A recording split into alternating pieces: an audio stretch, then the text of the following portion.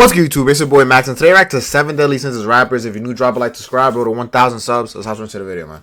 There are 7 rappers who together perfectly represent the 7 deadly sins, and I'll be covering them all, starting with the sin of lust.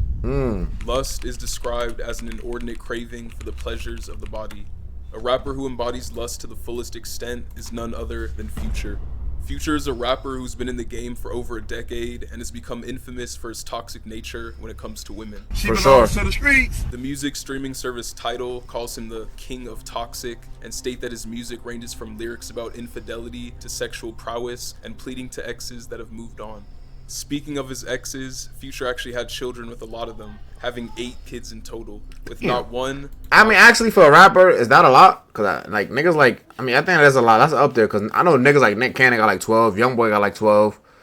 I think Chief got like 7. So, 2, it's pretty not common. 3, not 4, not 5, not 6, not 7, but 8 different baby mamas with no marriages involved. A marriage he was involved in is that of NBA legend Scottie Pippen, as Future had a brief relationship with his wife Larsa while they were at a rough point in their marriage. Some speculate that it was the reason. Bro, not only did he have a brief situation, he rapped about it, bro. He literally told the world that he fucked Scottie Pippen's wife in some Gucci flip-flops, my nigga. And this even right here says, look, it says, Future after Scottie Pippen's wife was led to them divorcing, and he did it because Scottie didn't sign his autograph when he was a kid. If this is true, my nigga, this is get back of the year, bro. Get back of the century. Fuck the year. Of the fucking of history of mankind, my nigga. Imagine you as a Jit, my nigga. Like, imagine like LeBron James. Not LeBron James. This would never happen to LeBron. But imagine like a nigga like Steph Curry dubbing a little 7-year-old nigga for an autograph. And that 7-year-old nigga grows up and then fucks Aisha Curry. And then raps about it too. And makes a hit song out about it. Like, think about that. That's insane, bro. For their eventual divorce. Another situation Future is infamous for is when he had an Instagram model fly out to him, then ghosted her after she didn't want to get intimate. He had told her that he wanted to see her and that he'd pay her back 1,000% of the flight cost when they met up. But after she arrived at the hotel, he told her to wait for him with lingerie on. The woman refused, and then asked if she'd still be seeing him at all, to which Future responded with, "I'm good, love. Enjoy." I mean, and then he raps about it too. But the thing is, bro, is like, what does she expect, bro? You know what I'm saying? Like, you should know what type of timing you on. And once you get there, you're not on that type of timing no more. Like, you know what you're there for, my nigga. You was an eater, my nigga. You know what I'm saying? Shout out to Future for keeping it straight up. Y'all women want niggas to be straight up, right? He kept it straight up, bro. I'm sorry, bro. That's all your job is, bro, just to eat it up. And you're not trying to eat it up. I wanted to chill. Lustful infamy led to a trend being created where people place his face over a toxic quote about women. Future's actually embraced this trend, showing off some of the quotes himself during a show. She got 100 dudes trying to be the solution. Stand up. Be proud. It looks like Future has no plans on changing his lustful ways anytime in the near future. Someone who doesn't have a future because they were killed. Oh my is God. The rapper I chose to represent the sin of wrath. Wrath. Why you violated King Von like that, though? What the fuck? Defined as uncontrolled feelings of anger, rage, and even hatred. A perfect match for this description is the rapper King Von. King Von was a rapper from Chicago, Illinois, who's largely considered one of the most influential figures in the drill genre. He was known for his skillful lyricism and storytelling, as well as the aggressive style he delivered it with. He frequently rapped bars involving heinous crimes such as murder, but it was his involvement in crimes away from music that really show off the full capacity of his wrath. Von first started getting involved in local gang politics when he was only in 4th grade and was bringing guns to school by the age of 13. Wow. His first run-in with the law came at age 16 when he was charged with armed robbery in 2011, apparently robbing someone for their car at gunpoint. He was arrested again in November of 2012 for shooting at members of the Gangster Disciples, a rival of Von's Black Disciples gang. On April 29th, 2014, Von was arrested and charged with first-degree murder and 2 counts of aggravated assault, but was released the next day due to inconsistencies in the witness statements. Just 3 months later, Von was charged with 1 count of first-degree murder and 2 counts of attempted murder in connection with a shooting that killed 1 and injured 2 others. He was acquitted of the charges over 3 years later and was released on December 6, 2017. Later, in June of 2019, Von and fellow O-Block rapper Lil Durk were arrested in connection with a shooting in Atlanta. Prosecutors claim that the 2 rappers robbed and shot a man outside a popular drive-in on February 5, 2019. After weeks in jail, Durk was released on a $250,000 bond, and Vaughn was released on a $300,000 bond. The crimes of Keep it a stack. I think King Von was the most gangster rapper to ever exist. Like when I'm talking about gangster, I'm not talking about just like the image. I'm talking about like, cause there's a lot of, you know what I mean. Usually me, when I'm hearing these rappers nowadays, bro, I just assume niggas is capping, bro. Cause it's 2023, about to be 2024, my nigga. Everybody caps nowadays, bro. You know what I'm saying? Everybody caps that they got money when everything is rented. Everybody caps that they get bitches when they don't. Everybody caps about killing niggas when they never been in jail before. We're seeing it live right now, bro. Rappers is going to jail and then snitching to get out. Shout out Gunna and 6ix9ine, you know what I'm saying? But King Von was one of the niggas that actually did this shit. Like, it's been proven after his death that, you know, niggas dropped a documentary on the nigga, to like a 10-hour documentary on how many niggas he killed. covered so far are just the ones Vaughn was charged for, as after his passing, he was accused of ones even more heinous. In April 2023, the YouTuber Traplore Ross uploaded a 4-hour-long documentary about King Von, calling him rap's first serial killer. The video was filled with evidence linking Vaughn to the murders of at least 10 people, including the murders of P5, Modell, Malcolm Stuckey, and Gakira K.I. Barnes. Chicago authorities actually concluded in 2021 that Vaughn was indeed responsible for the murder of Gakira Barnes. In addition to the 10 murders he was alleged to be the perpetrator of, he was also documented as the mandator to several other gang-related murders. According to the YouTube documentary, Vaughn's primary motive to commit murder was initially a result of gang disputes, but was later being done simply for thrill. All the wrath Vaughn had expelled seemed to have gone full circle, as his own life was taken in similar fashion to how he allegedly took lives, via a shooting. King Von was buried on November 14th, 2020 in his home city of Chicago. Another rapper that's from Chicago. I ain't gonna lie, they make Von seem like the boogeyman, bro. Like, y'all ain't see Charleston White pull up on Lil Tim. He called Lil Tim the Demon Slayer. Then nigga said he was honored to be in the presence of a nigga that took out the world's biggest threat. That's literally what Charleston White said, bro. So, like, niggas think of King Von like got some, like, top-tier demon activity, bro. Like, Sukuna, bro. King Von was Sukuna of the rap game, bro. If y'all watch Jujutsu Kaisen, y'all would know. King Von, that's literally the perfect character comparison for King Von, Sukuna. Chicago is the one I selected for the sin of pride.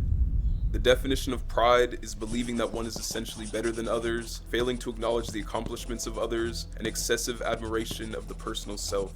No rapper fits this description better than that of Kanye West. Literally. Kanye is one of the most accomplished artists of all time, and he's notorious for praising himself to the public, causing many to label him as a narcissist with a massive ego. My greatest pain in life is I will never be able to see me perform. He's called himself the greatest artist of all time on multiple occasions, like when he referred to himself as the greatest artist that God has ever created. On the topic of God, Ye has labeled himself as a god multiple times, and even has an entire song doing so titled I Am a God. The song is fire, by the way, but if I haven't heard his Jesus album, my nigga, when that shit came out back in 2013, when I think I was in 7th grade, I was like, I used to have that shit on repeat, bro. I love the album, bro. And niggas hated it for some reason, but I feel like that shit was just so fire. I am a god. Everybody says, who does he think he is?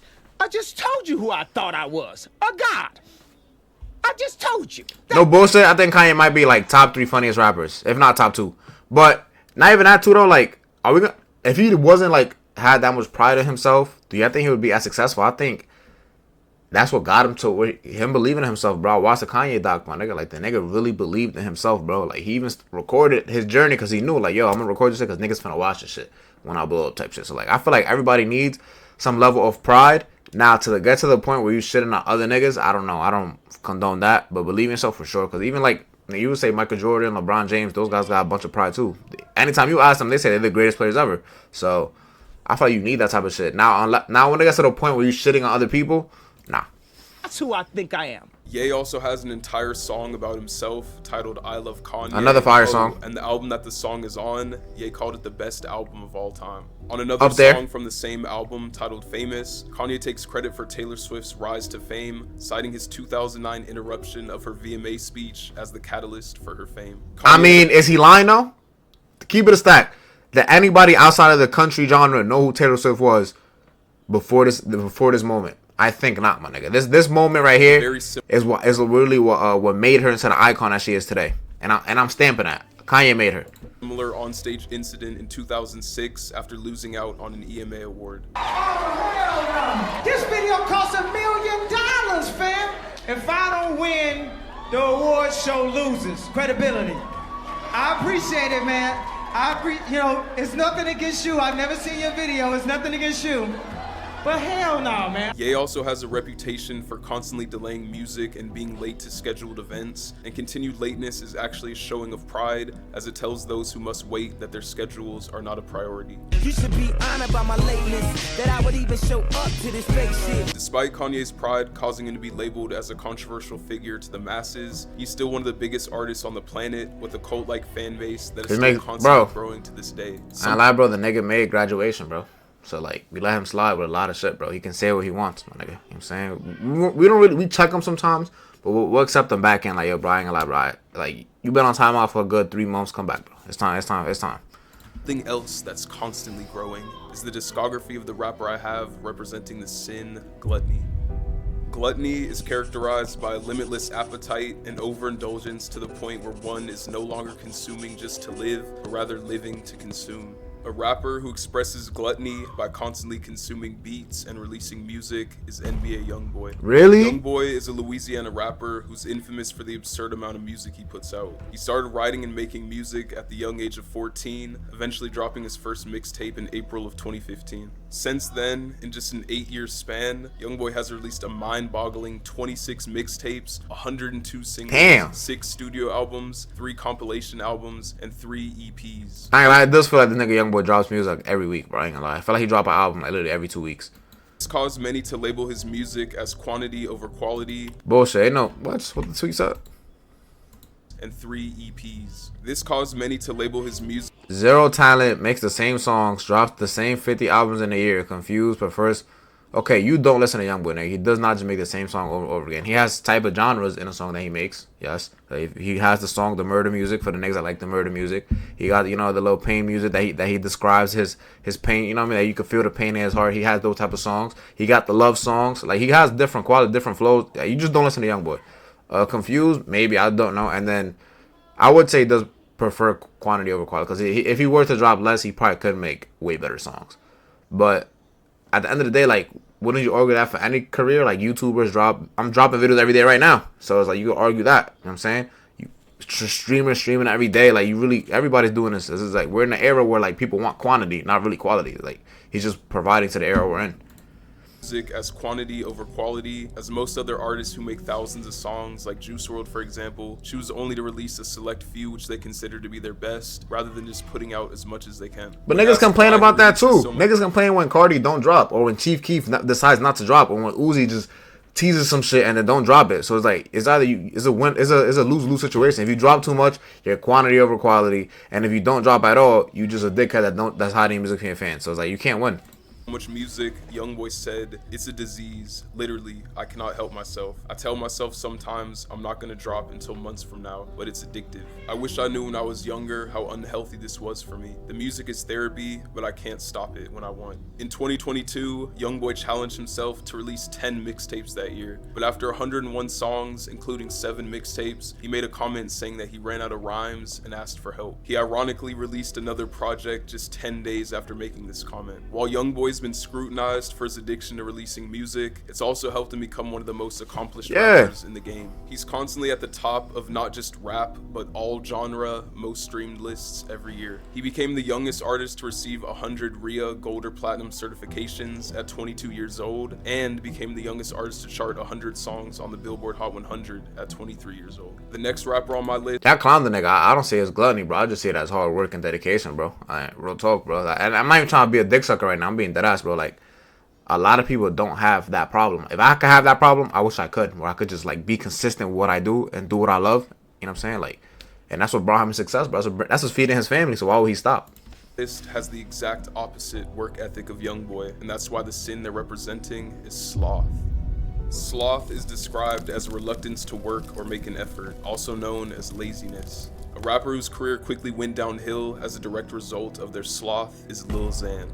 Lil Xan is a rapper from Redlands, California, who started making music in 2016 to buy a new camera after his had been stolen. Before even starting music, he already had a reputation for being lazy, skipping and failing all of his classes before dropping out freshman year. I got an F in freshman year, nigga? Nah, this nigga's some stupid ass nigga, bro. And I ain't gonna lie, this nigga fall off. He didn't even make music no more. I never heard none of his music ever in my life. But damn, dropping out freshman year, you gotta be some type of retarded to do that. I ain't gonna lie. PE, and they're like, how the f you fail PE? And I was like, that shit easy, bro. I'm a lazy son of a bitch.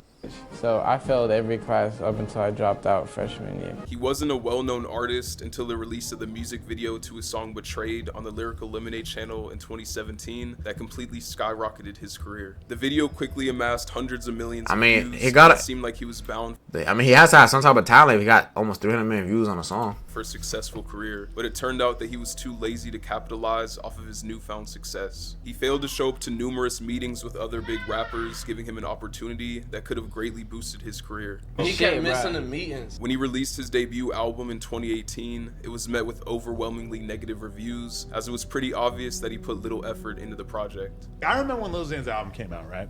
And I remember having a conversation with Stat and being like, what do you think of the album? Because it was pretty obvious that the album was bad and that he didn't put any effort into it. Xan put in like no work for the album. If it was up to Stat, Xan would have been sitting in the studio recording every night, and instead he was just doing drugs and having random ass girls come over every night. In 2019, he was set to join Nicki Minaj and Juice WRLD on their month-long tour, but ended up only performing for one single show. I remember that he was supposed to be on the whole tour, and then he was only on it for like a week because he was tweaking out. They could never get Xan to do the shit that he actually had to do for his career. For a time, Lil Xan expressed his desire to quit rapping and just become a public figure. So that's why I'm not doing music. Like after I finished my contract with Columbia, I didn't sign up. Like I didn't know what I was signing up for. I'm more of a celebrity than a rapper at this point. So that's why I'm quitting rapping. After all these years since 2018, he still hasn't released a second album, constantly giving contradictory statements about a release. He initially planned on releasing an album titled Be Safe in 2019, but the album entered production limbo and was eventually scrapped. In November 2019, he announced his next album would be titled When September Ends, and even showed off an album cover for it, but this also never saw a release. In January 2020, Xan announced that his album was finished and that it would be called Sorry I Didn't Quit. He once again revealed the album's cover and also its track list, but like usual, he didn't follow through,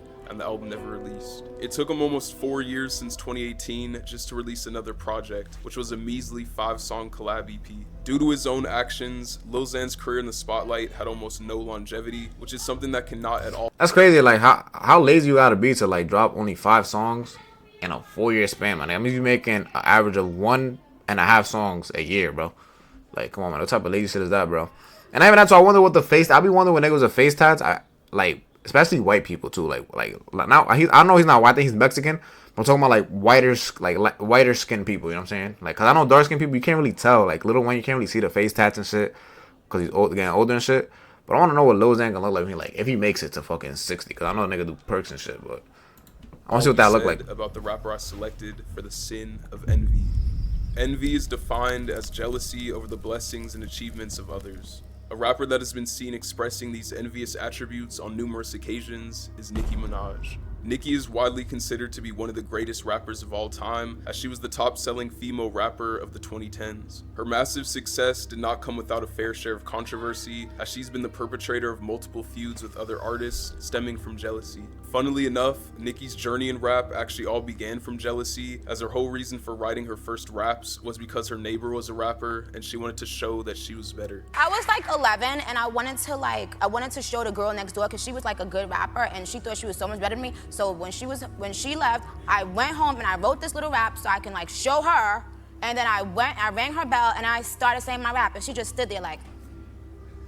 Nicki's most infamous example of envy came when rapper Cardi B stepped onto the scene. Many believe that Nicki saw Cardi as a threat to her spot as the top female rapper and was jealous of the attention she was getting. That beef right there, bro, is kind of sad too, because they both from New York, bro. So imagine if they decided to team up on a song. I mean, they did a song with, like, I think, them and Amigos, which is a big song, and the song wasn't even that good either. So imagine if they really just, like, hopped in the stew and they both, like, you know, made it like a little collab, like a real, like, collab song. Like, 2 biggest female artists in the world. They both from New York. You know what I'm saying? Like, it would have been like some big shit, bro.